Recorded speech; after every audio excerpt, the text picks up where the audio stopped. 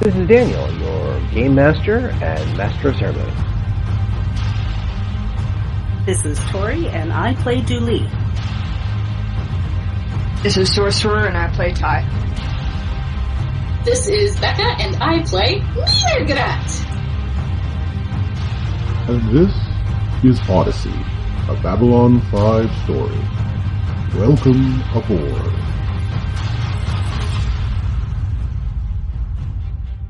That's what I told the performer when they got involved in the scene in the first place. I said to them, you have to relax. This is all in your head. Yes, what you're feeling is all in your head, so you just have to relax and let yourself be. Let yourself enjoy the moment and embrace the oneness. Or else they're never going to be able to get that in their... Oh, there you are! There you are! I'll talk to you later. Much later, especially you, who loves you. Well, not love, but we'll talk. There you go. You've come back to Padini. Padini has stories more for you. This one is an interesting one. And it's one of the few stories that almost doesn't happen because, as I told the other person just a moment ago, you know, that cute one with the tight... Well, anyway, it was all in their head. Yes! We have come to a glorious episode that is entirely inside the mind of mrrr'grr'rat. Now, you may be thinking, hey, I am a Dooley fan, or I want more of Ty. In which case, you should tell us so. Write down in the comments below, or otherwise find me at Temporal Playground Productions, or at the Odyssey Facebook page. Whatever it is you humans use for communication these days. Not everything's on ISN, you know. That being said, we were able to find a recording of the situation. And we have everything inside the mind of mrrr'grr'rat, as mrrr'grr'rat, with the help of a less than spectacular corporate telepath, are trying to deal with the entity inside mrrr'grrat's head. And believe me when I tell you, like a good game, it is all or nothing. But we must lay our scene first. So, have yourself a drink, get yourself a beverage, a nice snack, or a snicks, or...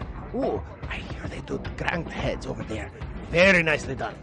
That being said, sit, relax, and let us talk to you about Dave.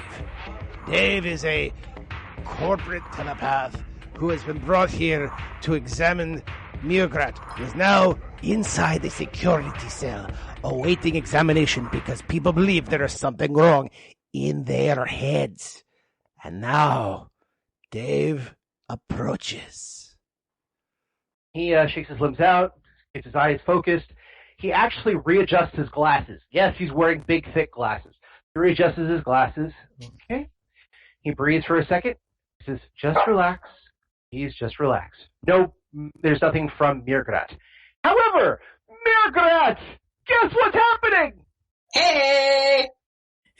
Have you been listening? What's going on? Yes! Okay. So, from your point of view, what are you seeing here? I mean, if I'm in brain jail still, I think what I'm doing is basically just like all of my attention is on the entity because I want to like, if it tries to do anything with my body, I want to try and fight it immediately. Okay. So, alright, so you've got stare down on the entity doing the whole move, I dare you to move.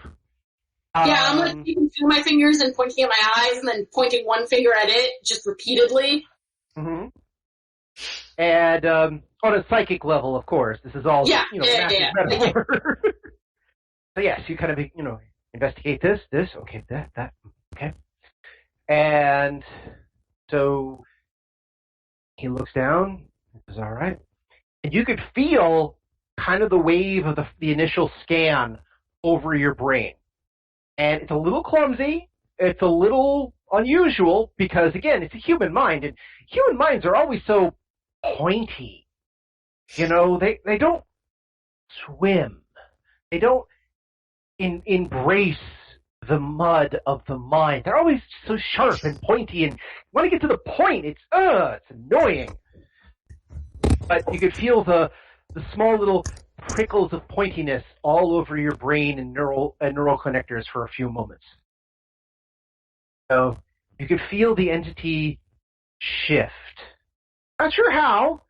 You're not sure if it's to the left, to the right, to another dimension, or just resetting itself. But you can feel the entity shift just a little. What do you do? Okay, I am going to... Okay. Like, I feel like this is a setup where the entity is basically adjusting its fighting stance, and it's going to do something I'm not going to like as a result of having adjusted its stance.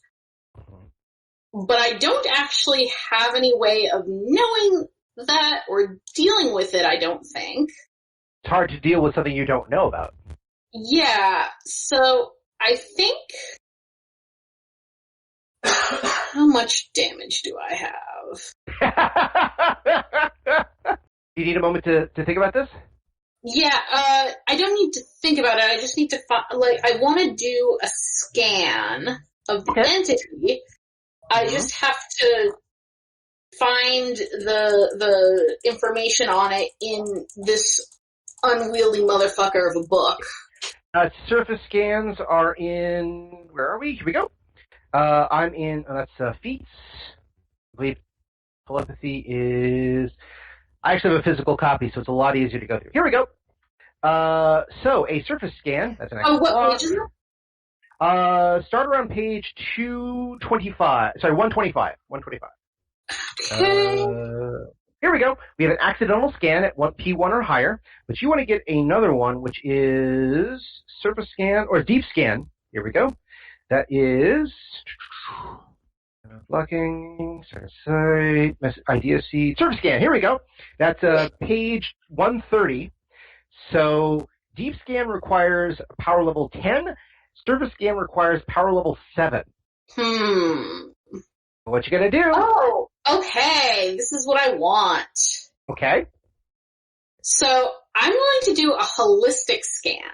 Ooh, okay. Go ahead.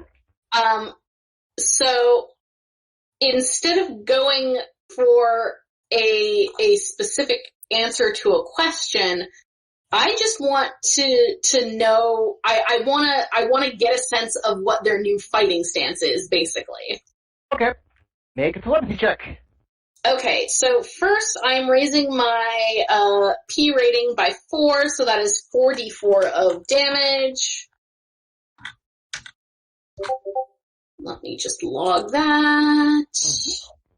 Make the roll and then log. Yes, and then I have... My DC on this is going to be 18. Each round, the telepath must make an intrigue check, DC 20. If successful, the telepath learns one useful fact about the subject's mind, but you're doing this in reverse. But I need to do the telepathy roll first. Correct. It's an 18. Roll it! All right. Survey says... 37! Okay. So, each round, the telepath must make an intrigue check. So go ahead. Find what's going on in that thing's state of mind. If successful, the telepath learns one useful fact from the subject's mind, assuming the subject knows any facts relevant to the telepath. Okay. Oh, shit. I just realized my intrigue modifier is +1, so this is gonna suck.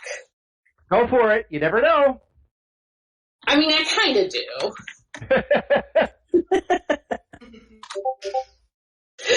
Oh.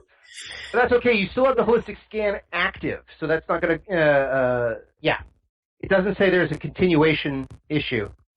Action is a full round. It's a close range, which is fine. Telepathy check, yes. Okay, so you'll have to do a concentration check next time, but you shouldn't have to increase your power level. So you won't take damage. You will have to concentrate for a second attempt. Happens. Okay. So, but yes, you kind of do the whole, what are you doing? And it went, doing? Doing what? As it shifts and changes a little bit. You can kind of feel The metaphor of this is basically the sound of a megaphone from far away going, I am trying to communicate with the thing that is in mrr'grr'rat. Come in, mrr'grr'rat. You know. For the record, Dooley hates watching telepaths work because you're trying not to interrupt with saying, well, what's going on? Because nothing happens. We're watching a staring contest. Essentially, yes. I mean, the best you could do now is actually try to place a bet with somebody going, who blinks first? Let's figure this out. So, yes, it's like, I'm speaking to the entity within mrr'grr'rat. Come in! mrr'grr'rat, entity, come in! And you can kind of feel it going, we're in here.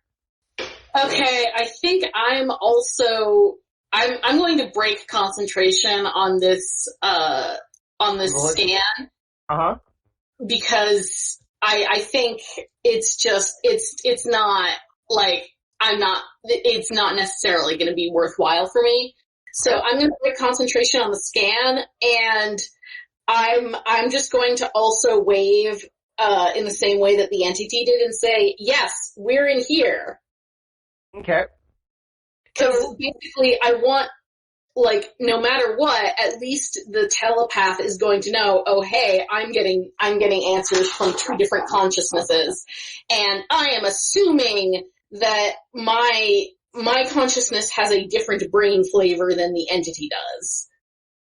So, it's a good question. Let's find out. So, when everyone knows we're in here, metaphorically, everyone has the uniform hallucination of, you're now in an office. It's actually kind of a very basic office. Oddly enough, it's filled with posters for old movies. So you're fairly certain this isn't mrr'grr'rat's office or the entity's office. I mean, it could be mrr'grr'rat's. You never know. That's true. mrr'grr'rat may have a great taste for Casablanca. I wish to know all about these ancient wars among the stars that happened eons ago. There was a great knight who wielded a sword of light against the forces of darkness. Please tell me more. Yes, the office is a couple of posters. It's a very comfortable thing like that. You see David, who again, as a human, again, pak'ma'ra don't understand human stereotypes or who they are a lot of times, but you've done a lot of research, and the word nerdy just kind of bellows out of the man. A kindred spirit. Exactly. Because, like, I'm not going to mince words here. I think among pak'ma'ra, mrr'grr'rat probably is, like, a nerd-ass nerd. And that's the thing with pak'ma'ra. There's no such thing as the concept of nerdy. There is the concept of inquisitive, and inquisitiveness breeds that psychological nature that allows you to become a librarian simply because you wish to know more about the universe. Nobody's worried about whether or not you can do 2 push-ups. Which is good, because I have a dex -1, so, like, even though I hold up my own body weight, I would still probably faceplant, just, like, because I got distracted by a butterfly or something. So, as the room kind of congeals, you see that David is lounging himself in what seems to be some sort of armchair. You also notice that you and the entity are also in a very long couch. You're both sitting at opposite ends of a very long couch. The entity actually looks a lot like you right now. There's little differences here and there. Oh my god, it's you with the evil villain mustache. Or with a goatee. How can you tell if there's a goatee under all the face tentacles? I don't know. Well, the face tentacles would be a different color, so the face tentacles themselves would be the goatee, you know? Yeah, it's me, but with, like, red face tentacles. So, but yeah, it also has a bit of a crown on it, which is a little interesting, a little 5-pointed crown. Each of the points have a little ruby on it, just a little small ruby. But otherwise, and its outfit is actually now a blue color rather than your standard colors. And I don't know what you normally wear, but that's okay. I normally wear my librarian's robes, which, like, probably look to outsiders just like regular pak'ma'ra garbage robes, but are actually like a very specialized and high quality piece of clothing. Yeah, it's kind of like how certain places tweed is actually very fine and refined, and it shows off either a sense of being intelligent or being wealthy, whereas a lot of people see it as the nerdy jacket you wear in high school. You know, especially if it has elbow pads or elbow things. I see it more like pretentious guy who plays golf. Yeah, I mean, I feel like it's become the province of just straight up hipsters. Or that. That too. See, exactly. But I actually have a tweed wool blanket that came from a fabric in the 1970s from Harrods in London, and it is amazing. But it's tweed, so, you know, different styles and how it's placed. So, again, the fabric of your robes would denote that you are a librarian, and again, it's probably closer to an interwove of oranges, browns, and whites, kind of in a very tight-knit mesh pattern. Whereas the librarians' robes were designed in the 70s and haven't been updated since. I was technically thinking more Mesoamerican, but, you know, just run with it. Its colors are more white, blue, and gray. So, again, a little bit of the dichotomy difference. And David just kind of leans forward and says, okay, we're here today to discuss matters. So, please, if you could introduce yourselves and explain to me what the situation is at the moment. He literally does the eeny, meeny, miny, mo, catch a tiger, as he points between the two of you, and okay, and he points to the other thing, and says, why don't you start first? And it says, I'm very sorry that you've had to come. We are having difficulties communicating, and we've had some for quite some time, and I'm not sure where to go. We both have very good claims on this body, and we want to make sure that we're going to do the best for where we're going in the future. And I think this would be best for all of us if we just kind of integrate and develop ourselves into something that is better. He literally turns to mrrr'grr'rat and says, don't you agree, honey? Oh my God. I don't know what the pak'ma'ra equivalent of rolling one's eyes is. I assume it's some kind of gesture with face tentacles that is going to be completely lost on the human in the room. But I'm going to do that anyway. I assume there's actually a little bit of an eye roll, but like Dr. Zoidberg, who can flick each one of his face tendrils one at a time and then bring them back down again. Yeah. I think that's the equivalent. Yeah. So mrrr'grr'rat does that, and then it's going to turn to David. Yes. And say, David, I appreciate that you are here to help me, and I think that is fantastic. However, if you are not capable of discerning which of us is the consciousness of an actual pak'ma'ra and which of us is the consciousness of an entity from beyond the stars that has never before interacted with our civilizations, I think we should get someone with a higher P rating back here to help. He kind of nods and says, okay. And then the other one says, oh, don't listen to them. They've been keeping me down for years. I'm the real mrrr'grr'rat who has been trying to investigate the world and adjust things for the better. And I keep having these thoughts and these voices in my head that they keep manifesting like this. If you are not capable of telling the difference between an organic mental illness and genuinely two psychic entities sharing the same body, I'm still going to say probably we want someone with a higher P rating, please and thank you. Yeah, you know, David kind of nods his head and says, okay, I see what he's saying. And I think it's possible that I may need a second opinion on this. please excuse me, I'm not used to pak'ma'ra. I'm still getting my training. I am used to Narns, though. That was fun. Narns are interesting, actually. Once I have, control of my body again, and I'm going to sort of, glare in the fake mrr'grr'rat's general direction. Who, by the way, throws up his hand and says, "Oh, not this again." Anyway, so look me up. I actually do a lot of research into xenobiology and specifically perception of various species, and I do a lot of interspecies telepathy, and in exchange for, actually not in exchange, knowledge is its own reward. Yes, I would be happy to mentor you on the finer points of interspecies telepathy. The other one looks over. See, it's trying to bargain with you, trying to reason with you and tempt you to these things. It doesn't understand how it's driving itself on. It's trying to drag you into our strange situation here. Honestly, yeah, go get a better rating and we'll figure this out between the two of us.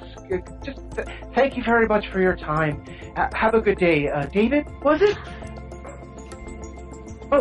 David, do me a favor. I'm not rated for a lot of things, but there was an Abai counselor who needed some assistance, and just tell them I'll be with them shortly as soon as I get the body back. I would take it. David, it would be my personal suggestion that you not pass on any messages from either of us until this situation is resolved. So, I really should have had you guys doing diplomacy rolls, but this is just too damn fun to roleplay. I like how you're saying "you guys," referring to the character being played by me, and then the characters being played by you. Okay, I hadn't thought of it that way, but you have a point. That's coming up in therapy. But again, they should have had diplomacy rolls and telepathy rolls in this whole bit, but the scenario worked way too well. So David just kind of says, "Thank you very much. It's been a wonderful time. Thank you." He stands up to leave. He vanishes. The room vanishes. The other mrr'grr'rat reverts back to closer to the entity that you remember seeing that one time when it was hovering over you as a golden energy, except this time it's not golden, it's blue. And it's not translucent. There's a little bit more form to it. You realize also the crown it's wearing wasn't a crown. It was his head. Each of those little rubies open up into an eyeball, and the points of the crown kind of flesh out into this star-shaped head. And it looks over and says, that was... I haven't done that in so long. And it literally kind of looks over to you with all five eyes, reaches over psychically, manifests a small table, and whatever the pak'ma'ra equivalent of a high tea set is, which I'm guessing involves kombucha, rotted fluid that has been boiled just slightly to bring out the effervescent flavor, and small insects that have been left out in the sun for about 3 days. I feel like there's some slime molds there too. Yeah, that's a good one. Some fungi as well, because that helps with putrefaction. Yeah. So he kind of says, "Please, that was entertaining. Do take a seat. We have much to discuss, and we don't seem to have anything else to do at the time." So, okay, we're in my mental landscape, right? As far as you know. So I'm going to try to manifest something myself. Okay. I am going to try and manifest my own table. Haha. But instead of high tea, I want to manifest a game of Monopoly. Okay. I'm guessing you're tempting it with, well, since we have so much time?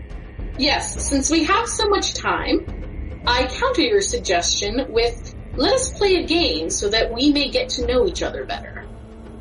it kind of nods and says, I think I understand. However, I understand the rules of, it points down towards the game, and Monopoly is not something that can be played with 2. It always must be played with 3. However, he sweeps his hand across the board, and it becomes a galactic version of Risk. He says, I feel this is more appropriate, don't you? I'm going to sweep my hand back over the board and change it back to Monopoly, except this time it's going to be like the Babylon 5 edition of Monopoly, which won't get made.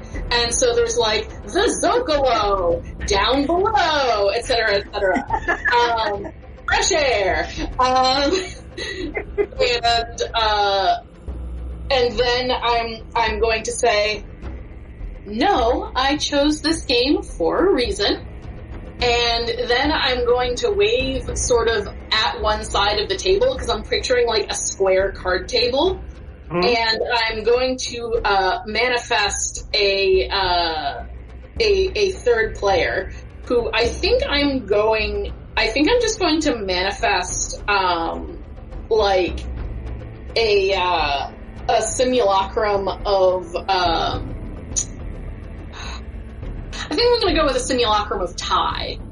Okay. And I am going to give it everything I know about Ty's personality and about the Brakiri culturally, which is going to be interesting because I believe my knowledge of Brakiri culture is +4. So do that what you will, but I have been hanging out with Ty. And I am just going to say, I would introduce you to my friend Ty, but unfortunately she is indisposed. I hope my mental image of her will prove sufficient. Think of it as a 2-for-1. You're getting to know us both. He nods. He says, that is true, but that also means you have an ally on the board. So, what other cultures do you have ranks in? I have ranks in human culture, Narn culture, Centauri culture, and Minbari culture. Okay. Wow. So, Wow. mrr'grr'rat takes their research very seriously. So, it nods and says, very well. So, but allow me to level the field just a tad. He again manifests on the opposite side of where Ty is, and you said you had Brakiri, Minbari, Centauri? Yep, and Narn and human. And pak'ma'ra, of course. Okay. Ooh, so... Okay. We'll do this then. Actually, even better. He manifests the Marcab on his side of the table. The Marcab who was the person running the drug table before. And he says, this is based on some information I have. And he just kind of nods and he says, I will be fair and equitable and things like that. Ty looks over and says, oh, like I give a fuck. You gonna roll or not? I feel like if Sorcerer is up to it, I would be interested in seeing Ty authentically. I would be interested in her authentically playing Ty, playing Monopoly. Yeah, I could play mrr'gr'rat's fake Ty playing imaginary Monopoly. Sure, why not? Honestly, I will go for that. And actually, I will make that even more interesting if you want to, because if instead of the Marcab, he can manifest Dooley. Okay, great. Do you even know how to play Monopoly? Like, I feel like Ty probably does, just in passing, because it's the kind of thing she would like, but...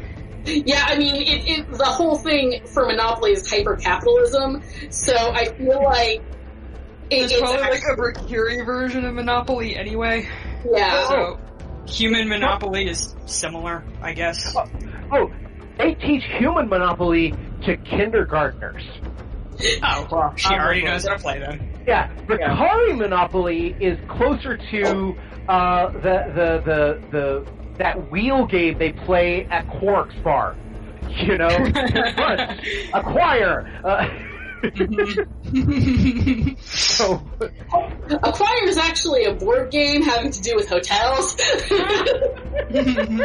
Oh wow!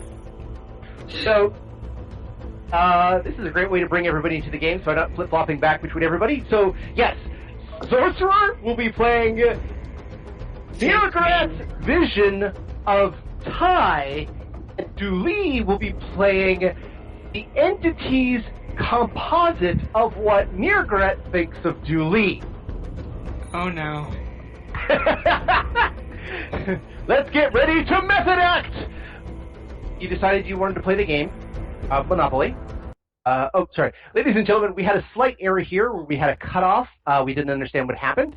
But to preface what had happened, the entity and Ty decided they wanted to play a game. Entity and Dooley. Wrong one. Take two. So the entity and mrr'grr'rat decided they were going to play a game. And, God, how long have we been back? We've been back, how long? About 15 minutes? We've been back like 20 maybe. I think we took our break around 10 after 5. But we spent like 7 or 8 of those just talking about random crap, so... Yeah, okay, it's not so bad. Yeah. Okay. So basically to explain what happened, because again, we had an error, my apologies. So basically what happened, they challenged to a game. mrr'grr'rat suggested Monopoly. This entity suggested Risk, feeling it was more appropriate. mrr'grr'rat changed it back to Monopoly, but because it required 3 people, manifested a simulacrum of Ty.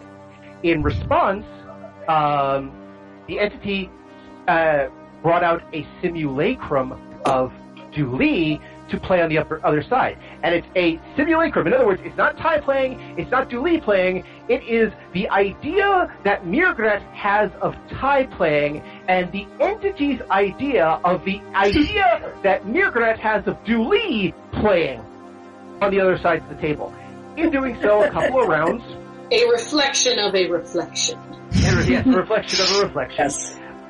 In doing so, however, interestingly enough, and by the way, thank God I caught this now, not like an hour from now. I would have kicked myself so hard. Yeah. But basically, from that point on, though, what had happened was, from the dice rolls that had been made, the simulacrum of Ty is starting to wipe the board with with everybody, and the simulacrum of Dooley is doing very well. The simulacrum of the entity isn't doing as good, but the simulacrum of mrr'grr'rat is currently the low man on totem pole, as they would say. Also, there has already been an accusation of cheating and a manual recount of everyone's funds. That is true. So, yes, I have to, that brought up, because that also killed so much time. So, God, thank you for doing that. So, Ty brought up an accusation of Dooley cheating. Don't thank me now. Yeah, I know. Which brought up this whole argument before of who to do this and how to get the judgment correct. So they ended up switching money, counting it out, and switching it back. So that's where we left off with the second roll, which just happened. And this is where mrr'grr'rat is, who rolled very low compared to everybody else, is doing poorly. Ty, on the other hand, just rolled a 28 and is currently telling everybody how much Ty rules and they suck.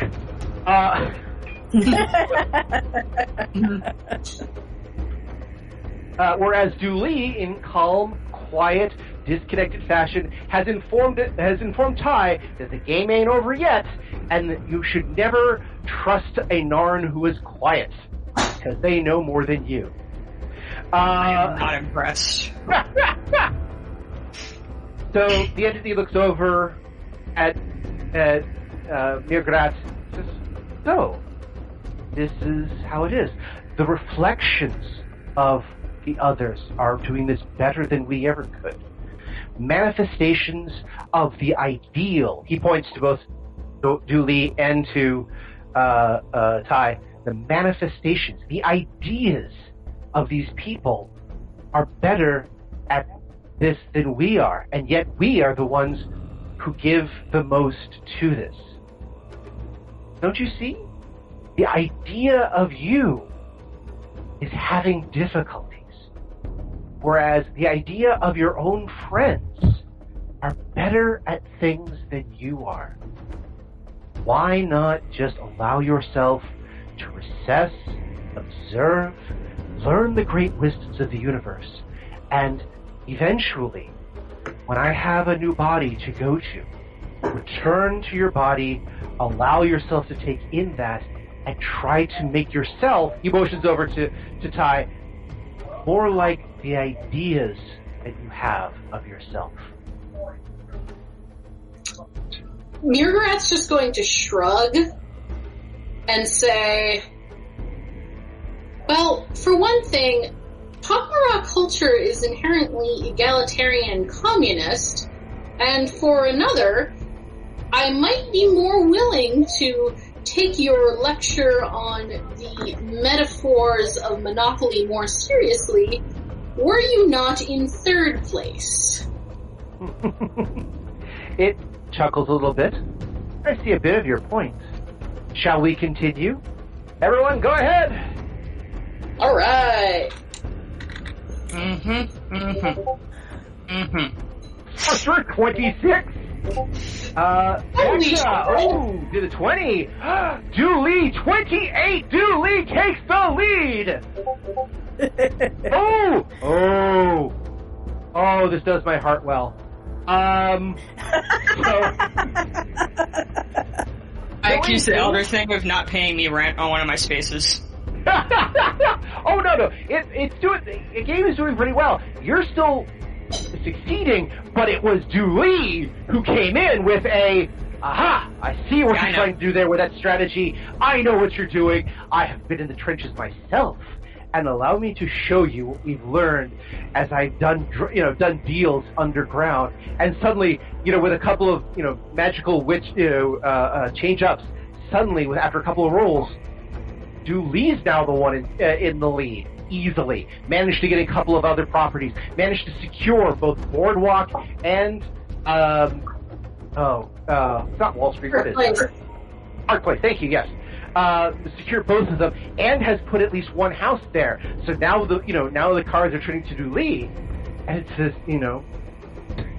which I can also imagine now, the stare down Ty is giving Simulacrum Ty is giving the Simulacrum Dooley. No, I accuse the Elder Thing of not paying me rent on one of my properties. Okay. Specifically, not Dooley, just the thing. Creature. I sense an interesting pattern here, but I'm not sure about this yet, so this is going to be interesting. It looks over, and it actually says, you dare to accuse me in this place of manifesting something that it belongs to you. Come on, of course you should know I dare accuse you. Where's my money? It reaches forward with a strange tendril and kind of taps the board. Your money is there. Give me a, you're doing an accusation, so this is still technically I think it's actually a bluff rather than diplomacy. Diplomacy it would be bluff, yeah. Okay. And then a sense motive. So I'm going to do a sense motive on my side. My sense motive is shit, Ty. You're welcome. Nice. Okay. So your bluff is pretty good. It does a diplomacy is all right. So you accuse it. You do a good bluff. Like, I didn't get this deal. I was this property. This happened. You didn't give me money. I want my money. And and that goes for you guys too. I want to make sure I get paid every time. You again. Give me one more bluff because it did a diplomacy. So I want to see if you can beat that. Probably yes, but yeah. It begrudgingly says it literally kind of does. If this will shut you up, takes its money, hands it to you. Now, shall we continue? No. Wait. I start slowly counting through the bills. Mm-hmm. 2 times, and then I put it down. I'm like, all right, we can go. Oh, I could tell there's a strategy in here, even before everything else. So I'm like, where are you going with this? All right. So everyone, go ahead, give me another roll. And I'm going to make an interesting rule now. So we've had one win from Dooley. We've had one win from Ty. And I don't remember who run the first roll, but I think it was, is it Ty or somebody else? Not Ty. No. Bad. That's why she started immediately accusing people of shit. I think it was Dooley, Ty, and then Dooley again. Yeah, okay. So Dooley, Ty, and then Dooley again. So I'm going to put in a rule. So keep track of who did what. By the way, Sorcerer, did you just roll right now? Yeah, you did. Okay. Yes. Looks like Dooley did, and Becca did. Okay. Oh! I feel like at this point, since I rolled a natural 1, it would be fair to say that mrr'grr'rat is now in jail. Oh, absolutely. And it got a 16. Okay. It's kind of been alternating between Ty and Dooley, so it's back to Ty now. But I'm going to make a ruling now. This will make things more interesting. 3 successful rounds of the game, and you win. So right now it's up in the air. Right now it's 2-2 on their end. However, mrr'grr'rat with a 1. So not just the I'm in jail, you get put in jail. When that happens, an actual jail cell slides down from the ether above you and kind of slams around you. Okay, the bars have to be wide enough for me to be able to get an arm out, because I do still get to roll to see if I can get out of jail. Absolutely, that part's fine, but it's kind of like it's like an old-timey jail from from a bad Western movie where you could reach your arm out and that sort of thing. It's not like, the bars are like an inch away from each other. You could still, put your hands through and all the rest of that. Okay, excellent. And so I'm just going to put it on record now. mrr'grr'rat is going to have to, I'm assuming that since I'm in last place, buying my way out, mrr'grat's not going to buy their way out of jail. Actually, it's not even going to be an economic thing. It's going to be a matter of principle, because in Monopoly, you roll to get out of jail a certain number of times, and if you fail after a certain number of turns, they just let you go. Mm-hmm. So what's going to happen is that for the next 3 turns, my partner from across the room is saying that's not how that works, but I think if we can, take a podcast break to look up the rules of Monopoly. I'm not pressing pause. So for the next 3 turns, mrr'grr'rat is going to take the dice to roll them, but is not going to roll and relinquish the dice until after they've delivered a short speech on the injustice of debtor's prison. Okay. By the way, here it is. Get out of jail. Rolling doubles on any of the player's next 3 turns in jail, use a get out of free card jail, or paying the bank $50. That is according to player lands on to get out of jail, player gets out of jail by rolling doubles on any of that player's next 3 turns in jail. If the player succeeds in doing this, she immediately moves forward the number of spaces shown by the throw. Even if doubles are rolled and the player does not take another turn, use the get out of jail free card or paying a fine of $50. The player may not remain in jail after her 3rd term, no longer than having the term play. So yes, so it is. You have to roll doubles to get out, pay it, or otherwise use your get out of jail free card. But after 3 turns, you would be released anyway. So you are correct. Okay. So for the next 3 rounds, I'm just going to roll 2d6 instead of rolling 1d20. Okay. Because I'm rolling to see if I can get out of jail and continue playing. Okay, fair enough. So. Yes, and I will be delivering speeches on how it is immoral to put people in debtor's jail and the fundamental injustices of the carceral system. Okay.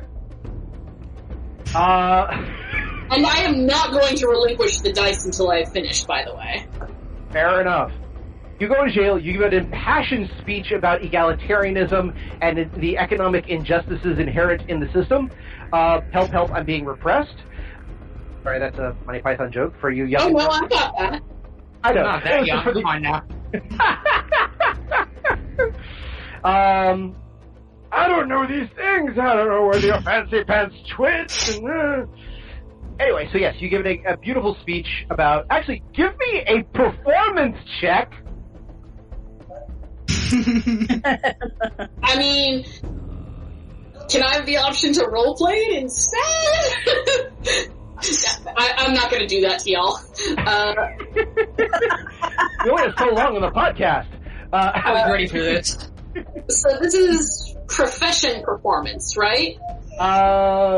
Actually, there should be one that's... Yeah, if you have profession performance, that works, because that was the replacement for the oratory skill, but there should be actually a performance skill. Let me take a look. No, there isn't. No, there isn't. Oh, they took it away. All right. Just a straight up charisma roll. Yeah, I'll deal with charisma roll. I'll go with that. Which is, whatever your charisma is, you have to roll underneath it. What's your charisma? My charisma is 12. So you've got to roll a 12 or under to succeed in the charisma check. Go for it. 4, baby!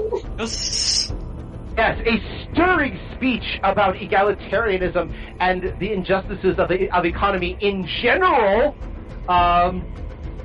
One that you can actually see the simulacrum of your idea of Ty. Roll her eyes, throw her hands in the air, and you look like she's biting her lip from trying not to tell you to fuck off. Yes, I also want to be very clear that I am maintaining my own status as essentially a political prisoner in this jail. Yeah. So... Just so we're on the same page here. No problem. So, he looks down. Oh, your champion, my champion, yourself and myself. I'll do you one more on this. He actually looks over. If you wish to remain a prisoner as you are, you're welcome to do so. If you want to watch your friends duke it out to see who is the better capitalist, you're more than happy to do so. I have nothing better to do at the moment. However, I'm liking this wager, and I'm liking this game. So let's put it down here. First one to win wins the game, and they are removed from the board and to enjoy their life. The next one to win also loses the game. The last person at goal disperses. I'm not sure what it's offering because I don't think that's not how Monopoly works. Like you don't win, you win by elimination. Mm-hmm. Okay. So in that case, it says first one to be eliminated is dissolved. The next one to be eliminated is dissolved. And then, when the last is standing, we find out who is left. I raise my hand like I'm in school trying to ask a question. Uh-huh. Does that... What do you mean by dissolved? He kind of clicks his fingers, and the same counter who came out earlier with the visor on. Yes, how can I help you? Click his fingers again, and it turns to bubbles. Flesh-colored bubbles. Dissolves away. I don't like this bet. I don't want to... Nope. No, thank you. Say no. I will counter your offer. You are changing the stakes of the game midway through the game, which I find unacceptable. This game has been plagued by several irregularities that have required multiple manual recounts, and I think that it would be unreasonable to put such high stakes into this game without having agreed on rules of fairness and engagement and protocols for handling potential irregularities and minimizing the possibility of cheating. Therefore, I will say that we shall finish this game, agree on a set of rules for a second game, and then we can play under your dissolution rules. Why are we playing this again? Which, by the way, would be a great response for Dooley, the manifestation of Dooley. Are we playing this again? For fun! And I don't think this is something that would be fun, but okay, I'll continue playing. Okay. I'll beat you both again. I don't care. Let's do it. 1, 2, 3, engage. 6 out of 20. Not bad. Oh, Lee got a 10. Swipe. And second bad one in a row. Yeah. Stuck in jail, Sorcerer obviously beats everyone with a 29, grabs the giant pile of the money at the middle of the table and says, "Come to mama!" And very obviously, as we mentioned, I decided, 3 wins essentially wins the game, because otherwise Monopoly will go on for hours and hours and hours. But, so essentially, in this game, just for my own head though, Becca, give me a intrigue roll, straight intrigue roll, assuming again that, luck of the dice, all the rest of it. I want to see what your intrigue roll looks like. 6! Oh my. So, yeah, you were the first to knocked out of this game without question. Dooley actually was the second to get knocked out, as Dooley only got a 10 this round. The entity managed to survive with a 20, but Ty, of course, swept the board. And the entity looks over and says, "Your friends are most entertaining. So, what is this new game you have planned?" It is not a new game. We will simply play Monopoly again. Very well. We shall play again, and will you abide by my rules, and shall we agree to accounting? Yes. First, we need to count all this money and make sure we have all the right amount of money. I glare at fake Dooley. You need to understand all the rules here. Yes, I think including these random accusations. Is go through the rules line by line first, so that we may all agree on the wording of said rules. Also, we should all write a contract and sign it, so that to agree that we all agree on the rules. I glare at Dooley. No, I don't think contracts are necessary here. We're all friends. I think that if mostly. you're playing with stakes such as dissolution, it is only natural that we should have some kind of contractual method of assuring everyone's consent. The entity kind of leans back. You're stalling. What are you stalling for? My dear entity, may I call you that? You don't actually. I don't think it's actually told us its name at any point, right? Nope. Well, I'm sure as hell not calling it mrrr'grr'rat. So, my dear entity, if I wanted to stall, I would have had us play diplomacy. Oh, yeah. Again, just royal. That is, okay, that's an interesting one to put on. Diplomacy, the board game that takes weeks. Talisman. Oh. We have Talisman on all of the expansions, and they won't fit on our dining room table. So anyway, I'm going to do that, and I assume it is still psychically leeching off of me. So I'm going to give it all of the information of various things, like all of the board games we just mentioned that are nightmarishly long, and I keep interrupting to explain parts of these games. Oh. Not all of them, because I wouldn't recognize all of them, just, the more common ones. I'm sensing a trend. I'm trying to figure it out, but I'm sensing a trend. Oh? Mm-hmm. And when you try to tell me, this game, oh, it has these rules, you interrupt, oh yeah, what about this one? Oh yeah, what about Sunset Division? That's a great game. Oh no, we're not playing Sunset Division rules, it has this, this, and this. Oh, well, what about it just, boom, puts its hand on the table. I understand this game. You understand this game. They are you and I. They know this game. Accusations going through slow motions. Either you're trying to confuse me, trying to fill my head with nonsense, or you're stalling for something. That's You are fine. playing Monopoly with imaginary versions of someone else's friends. You're already confused enough, bud. Yeah, I mean, also, so, I think okay. Entity. Yes. We are both waiting for the same thing. For a higher rating telepath to come back and try to determine who should have control of my body.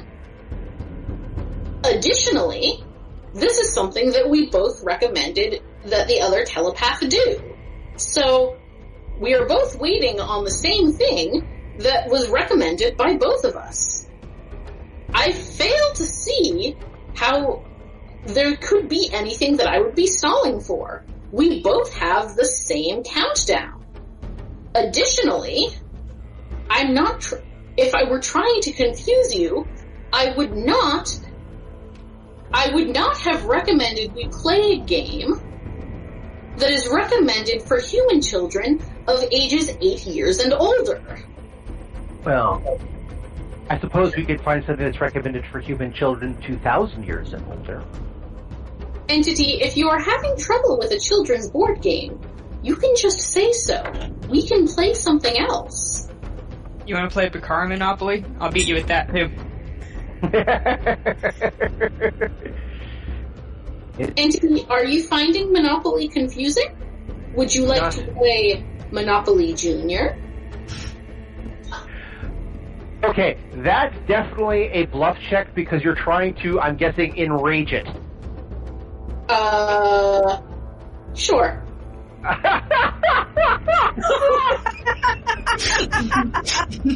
Oh, good grief. This is getting weird. Even by my standards, this is getting weird. This is the best team I've ever.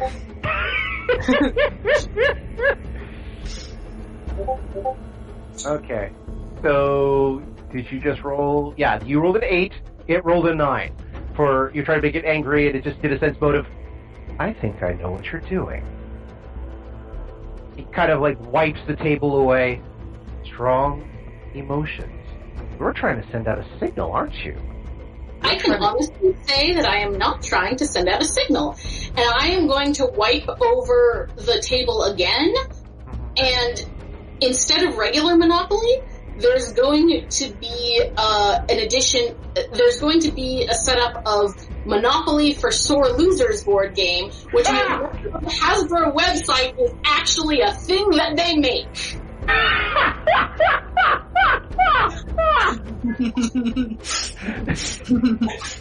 The podcast was brought to you by Hasbro.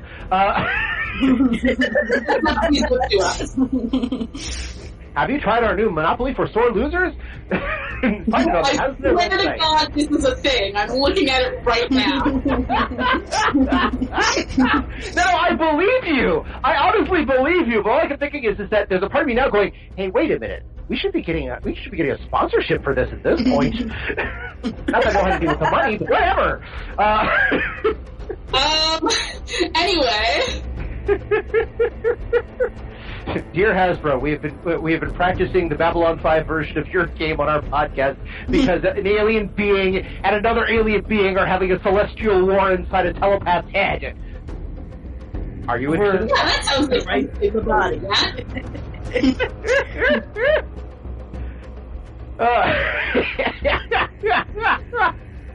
Oh. Okay. Like I said, I know you're up to something. I haven't figured it out, and it's actually kind of bugging me now. Best team up ever. But yeah, so mrrr'grr'rat, I'm not even bluffing. I am honestly telling it that it is not my intent. I am not trying to send a signal, and there would be no point of me sending a signal anyway, because I told my friend Real Dooley to not trust anything from me. Mm-hmm.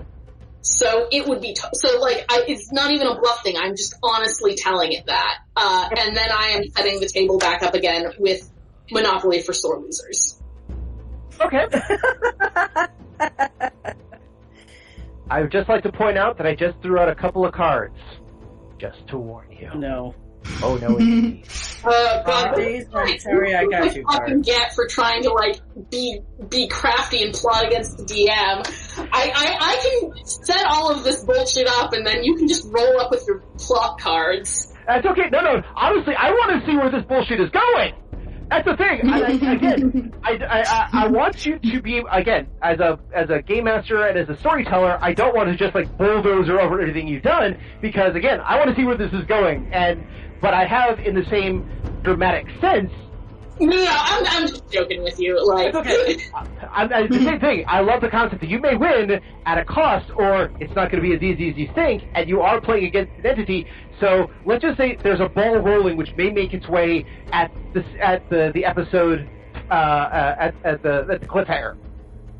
So, okay. So let's figure out what's going on now. So you actually seem to have some sort of strategy going, and I know you're trying to go against me versus it. So game continues.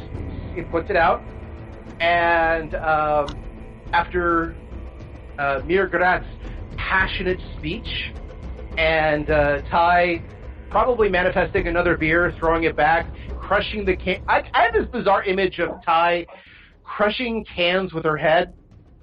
I'm guessing that's Ty is very weak and soft. I don't know if she would do that. I feel like she would, though. Like, I have this image of Ty as like this like really like tough trucker. Yeah,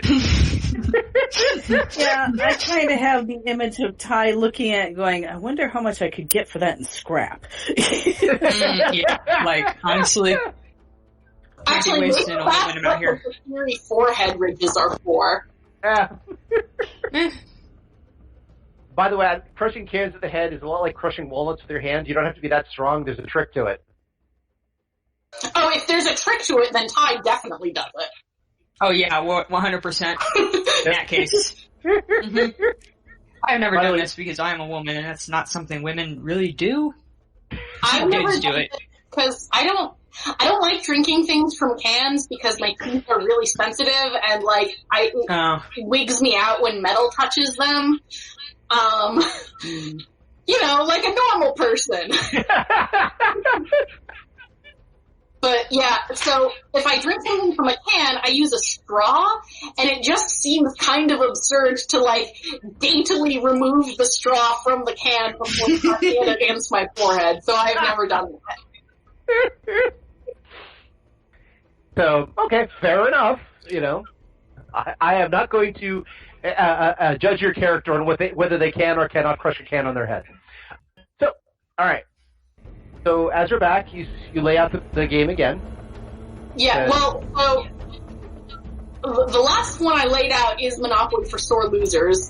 Balls in the entity's court if it wants, excuse me, to take me up on that. So I, Becca, should tell you, Dan, that I do have an ulterior motive, as previously mentioned. Mm-hmm.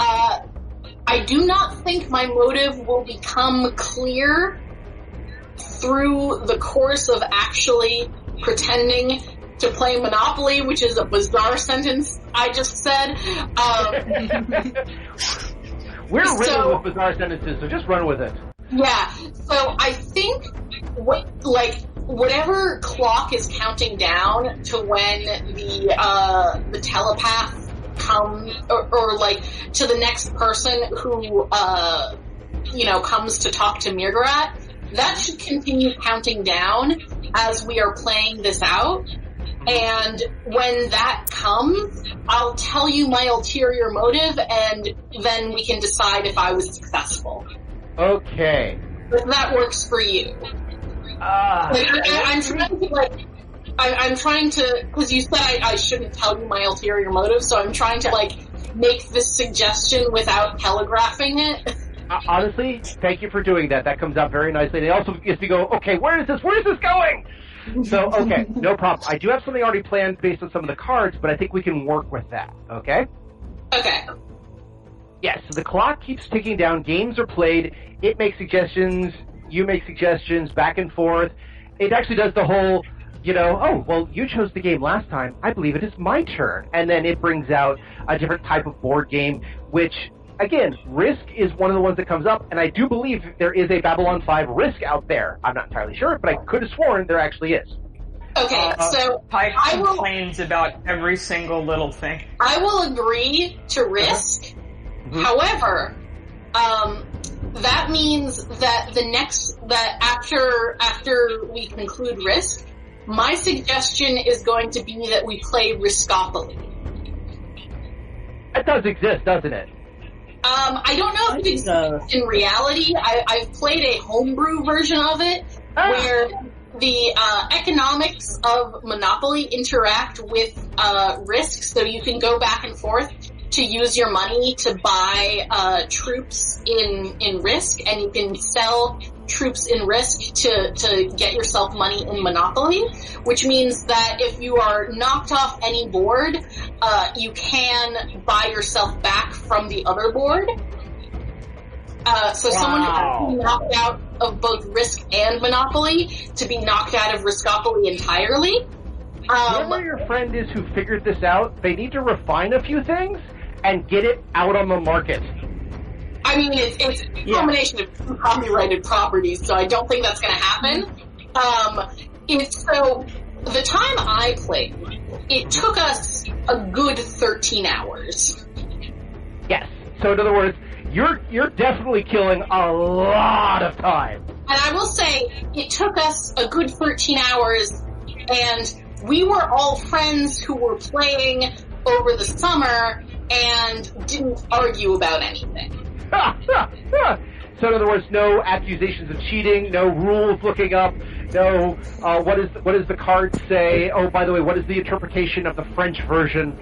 It's every single one of those things in these games. Like, she's just like the most obnoxious person possible that could ever play a board game. So 13 hours of Riskopoly is the bare minimum. And so playing Riskopoly as like the entities in my head is probably going to take considerably longer than. Oh yes.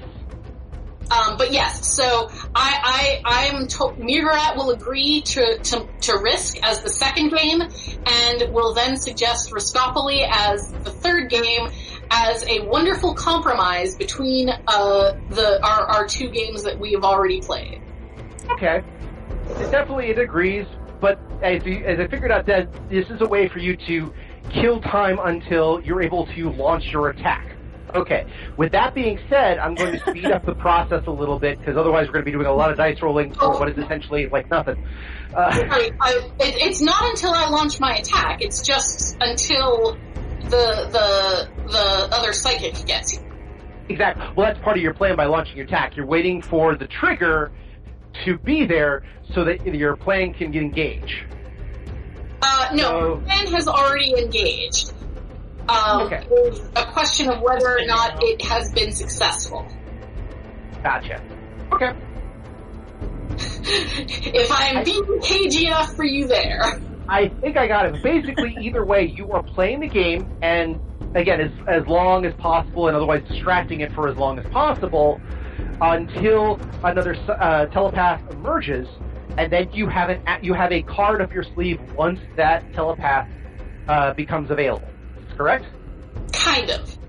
Okay. Is that good enough to work with for the moment? Yes. All right. So we're going to pause from the psychic development for the moment, as Simulacrum Ty goes, oh crap, Risk, and in Simulacrum Dooley go, oh, that's not my thing, but Arns are born and bred warriors. Okay, let's do this. So, I play the thimble. I play the Shalacid Empire. No, you don't. Still better than Starfleet battles, which takes forever. And actual mrr'grr'rat starts a land war in Asia like a chump. Hey, the Princess Bride told you to never do that. While this is happening, Dooley is, again, when the psychic got done, he kind of stands up and goes, well, she seems to be having, or they seem to be having issues. So, Billy just raises an eyebrow. There's two pak'ma'ra that I saw in there who, again, insisted that the other one was either an alien entity or negative thoughts given manifestation. Either case, it's not something that I normally deal with. I'm not really specialized in pak'ma'ra. I got Narn down. That's great, and I can actually do a Centauri occasionally, and I know a little bit about the Abai, and I can work with that, but I'm just kind of a P5. I'm here just to do contract work. This is beyond me. Okay, so who do we contact then? Because we need to get this moving. I could try to contact the Corps, or I could see if there was another alien species that had telepaths on board. I guess. I mean, for something like this, it takes at least a P8 to do some good intensive work like this. I mean, if I found someone higher than that would be great. You have a superior you can contact to see if such a person is here on the ship. I'll see what I can do. The comm channels have been a little logged. I don't know what's going on, so I guess some sort of communication error or something. But I'll see what I can do. So I'll try to contact I'll try to contact the central command, and I'll get back to you. That's right. I'll get back to you, and we'll figure it out from there. Okay? So he's slowly backing out towards the door, and yeah, we'll get back to you. So he just takes the opportunity and slips out. This guy's not having a good day. Has the chief returned at all? Well, not really. Chief's been wrangling some stuff, but did you want to do you need to talk to the chief about something? Well, I need to basically go investigate and determine if I can find someone else. Okay. Well, if memory serves, the Kutbusek is still there. He can keep an eye on what's going on, and you can go out and take a look at some stuff if you want to. Yeah. Well, yes. We need a different type of... We need a new psychic. I mean... Okay. Do you know of any other psychics on board? Oh crap, yes I do. The scary ones down in steerage. Which ones were those? The ones who talked to me when I pretended to be stoned on my gourd on drugs. Mm-hmm. I don't think I can trust them. Okay. But I can potentially go down to, well, turn to the priest and say, excuse me. I have a question if I can interrupt you. Looks over. Yes, of course. Are there any high-rated psychics on your entourage within the pak'ma'ra that you know of here on the ship? There are no pak'ma'ra telepaths on board other than, and he points to mrr'grr'rat. Okay. You're kind of reliant. To go find... Go ahead. I need to go find someone that can help us then. So... Yeah. Very well. I will keep an eye on mrr'grr'rat until you find help. Please, do so. Now again, this was at the beginning of when the clock started with the game, so you've got some time to work with because they're stalling for time. Big time. So I think I can trust this individual. Can I do like a sense motive? Yeah, you can do a sense motive. Okay. I'm just worried about leaving Dooley when I don't know if anybody else can be inhabited by, the alien version of the Body Snatchers. 25. 25. Okay. He is focused, direct, and you actually, at this point, again, I'll add to the sense motive, because this is something that came up earlier, but I think everyone forgot it, which is fine. Which is actually kind of the point. He actually look over and says, look, I don't know if he can body snatch you. How do I trust you in this situation? And Kutbusek looks over, lifts up a part of his pak'ma'ra robes to show the ranger badge that's underneath. He looks over and says, How about this? He digs inside his robe and pulls out a bottle cap. And he says, fine, when I see you again, I will ask for that again. Okay. I can deal with that. I just don't want anything to happen to my friend. I will keep an eye on. And pray.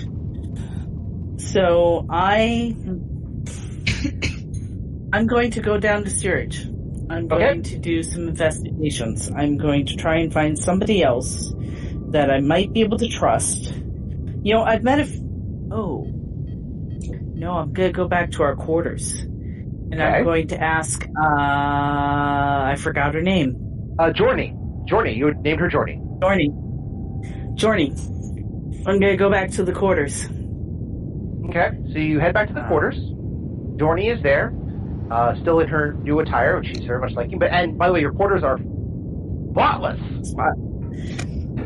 Yeah, I kind of look around and go, wow, okay, yeah, you can stay. I go to a cupboard and pull out whatever's instant to eat because it occurs to me I probably haven't eaten since before the whole ship thing, which is probably, hours ago. Probably. So I have some questions for you. You don't have to answer, but I would prefer if you did, but whatever you feel comfortable with. So I am in need of Ma'am, you've given me a new identity and got me away from slavery. You can ask me my bra size. I don't care. Yeah, don't need to know that. Probably already does, because she just bought her a whole new wardrobe.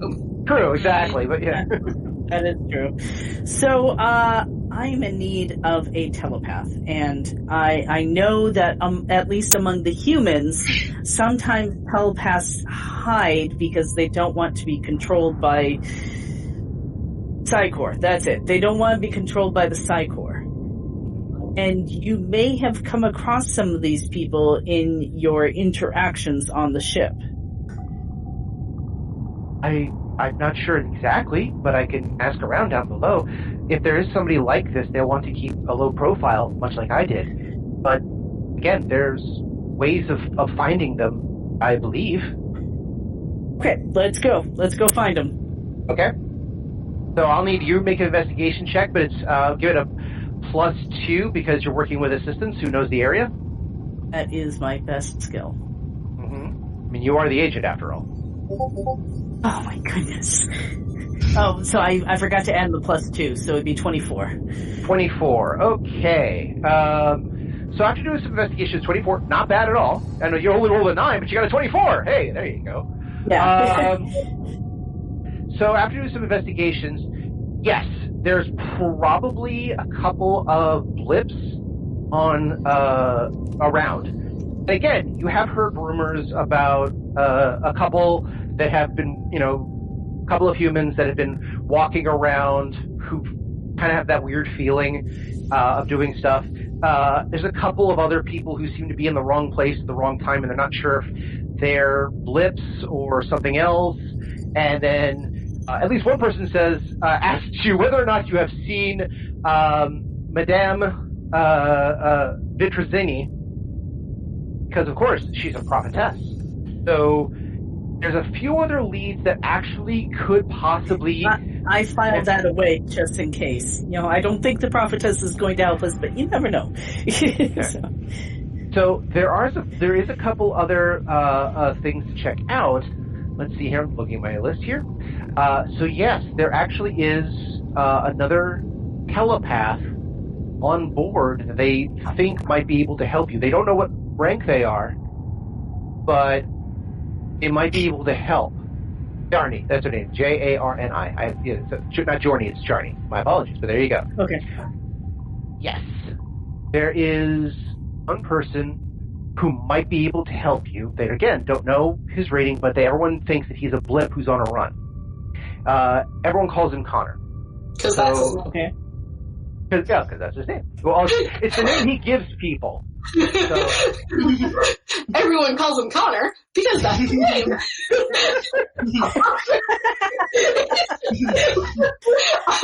I'm really stupid.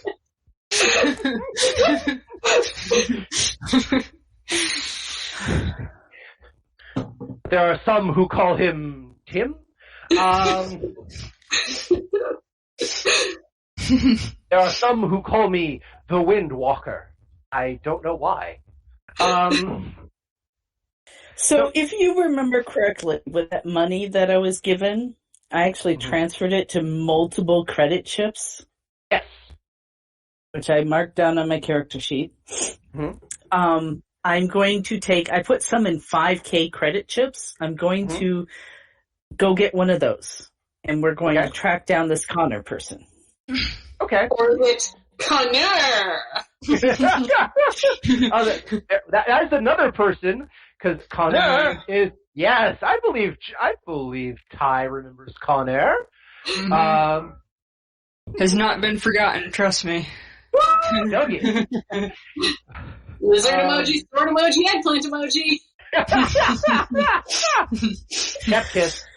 Oh, man. And he's still on the ship somewhere too. Just saying. Using give me one more investigation. Add +4 because you're now starting to bribe, and see what you get for seeing if you can track him down. Okay, so +4 to the last. So total +6 or just +4? Just +4. Actually, make it +6. You're right because you have what's her name with you? Jorny. Okay, Yarny. that's like an obscene high amount. But you can still botch it. Let's see. Like, oh my okay, 21, you rolled a 2. 21.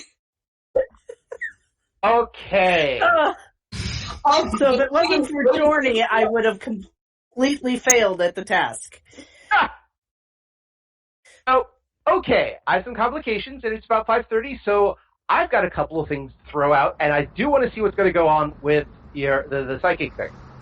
So, as you and Yarny look for Connor, you do find him in a small cabin. Nothing huge, not like the tubes. He's actually in a small cabin. You're fairly certain the small cabin was once probably not a broom closet, but a little bit of a storage area.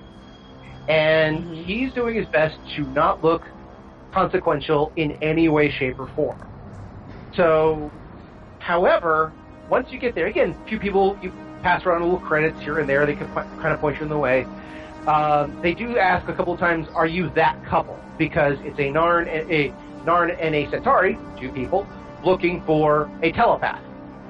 So they keep asking, are you that couple? And you kind of go, no, I don't know what you mean. We're not a couple. Yeah. So, to get there, again, he's in some back duct area with a converted room that he's managed to find. There's a couple other people who might be traveling with him, but the second they see you two, they kind of disperse fast. One, because I go into brown sector mode. Okay. Which has a completely different walk and attitude and understanding. True, but you're still in very decent clothes, as is Yarny. Yes. So people think you're there for a purpose, which you technically are. So you wander around. You do find, like, after a couple of people pointed out, a couple of people give you harassment, things like that, and a couple of people actually do recognize Yarny as the server girl. So they're kind of like, oh yeah, her. Yeah, you're looking for. I guess he owes you for dinner, right? He's over in that direction. And you do find Connor, who is a young man, dark hair, probably in his early 20s, frightened as all get out. However, there is a couple of 2 humans standing over him. Oh, great. Okay, I'm gonna walk up. Okay. Connor, you missed your appointment. The man turns around and says, this doesn't concern you. Give me a will save real quick. Oh dear. Yikes. Also, thanks for being such a great friend, Dewey. I feel like I can know that. I'm really going above and beyond here. Julie doesn't have a lot of friends, so she's going to protect the ones she does. Okay, 17. Not bad. Let's see here. Now, I'm guessing you were expecting to see the couple in black that you saw before, right? Uh-huh. They're not seeing them. However, the two people are familiar. She's a redhead. No, excuse me, my bad, wrong person. He has this big bushy beard, and his hair is combed back. She, blonde, style blonde. It's not something that looks like her natural color at all.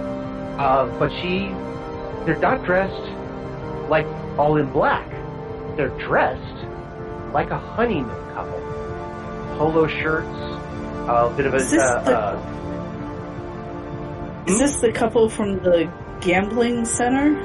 Oh no, that would be... the couple there was a Narn and a human female. These are both humans, male and female. Oh, this is the arguing couple from the shuttle ride. Yes! I was gonna say something, but I decided not to. What were you about to say? I'm curious now. Oh, I thought it was gonna be the telepath couple. Oh, yes.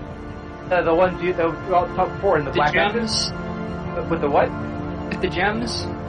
Oh, gems. Oh, no, that's different people. Those are the ones who said they were part of the association? Yes. Yeah, not them. Okay. These are different. Yeah, these people are in, like, decent outfits. Not like, I'm in a suit or anything else like that, but more of, like, casual outfits. And I guess they don't do polos in Babylon 5 because nobody wears collars anymore. It was big in the 90s. But at the same time, you turn around, it's just, this does not concern you. Your will save was you feel a brushing against your mind for a quick second. And you're like, wait, what was that? The other woman turns around. I think I was... Yeah, if that, or I would say, well, that was rude. the Connor says, he looks up and says, please, I don't want... I don't want that. The lady looks down. You quiet. I tap to the pits on my chest and I say, no, he's mine. He's coming with me. He has an appointment in the security center. The chief will want to talk to him. The male actually looks over. He sighs for a second. Looks around. Nods at her. She goes behind you for a little bit and checks the corridor and actually closes the curtain for a second behind you. There actually is a curtain on a curtain rod for the modicum of privacy. He turns around. He opens up his jacket a little bit, and she does the same, kind of pulling out from underneath her shirt. They have small brass and pewter. It's actually different materials with a very specific Greek letter on it. Is it a sigh? He looks over and says, you may be security. We are Cycle, and we're bringing this blip in. And you're out of your jurisdiction. He's coming with me. You want to have him afterwards? You talk to the chief. They turn to each other. High cops out supersede local security. I believe that has been well established. No, it hasn't. They turn to each other and says, this is what we get for doing the run. I know it is so troubling. Very well. Connor, you are to come with us. You are to lead the way. And then we will discuss matters in very polite manners. Here's where it's going to be fun. And this is, again, where my cards played out, so we're going to see how this gets. mrr'r'grr'rat, you have been stalling for time. Big time. You've played a whole bunch of games, and it keeps challenging to up the stakes, and you can tell exactly why. It's getting annoyed, but it's entertaining, because, again, it's locked in a cell. What's it going to do? However, at one point, you could both hear the door open. You can hear Kurt Busek say, there you are. I was starting to wonder. And you can both hear, hey, is this the guy with the boss? Oh.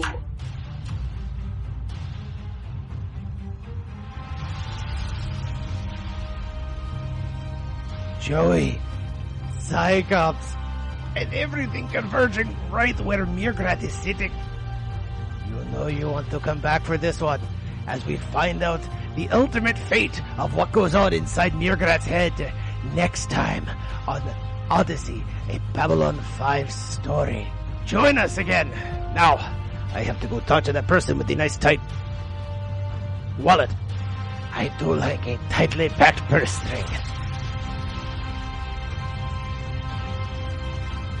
And that's where we're in for this week. I want to thank everyone for joining us and hope that you continue to join us every 2 weeks for another episode of Odyssey. If you have any questions, comments, constructive criticisms, or just want to say hi, then you can find us at temporalplaygrounds.com/Odyssey or email us at temporalplaygrounds@gmail.com. Or now you can follow us on Twitter at OdysseyB5DM. Babylon 5 was created by J. Michael Straczynski and is owned by Warner Brothers Domestic Media. The Babylon 5 role-playing game was produced by Mongoose Publishing utilizing the OGL gaming license for G20. Our theme music was composed by Evan King. The song Titan Striker is available on YouTube and at evankingmusic.com. Incidental music provided by Tabletop Audio at tabletopaudio.com. Please see websites for more information. Once again, I am Daniel, and I thank you for joining us on this grand adventure. Good night, and keep dreaming.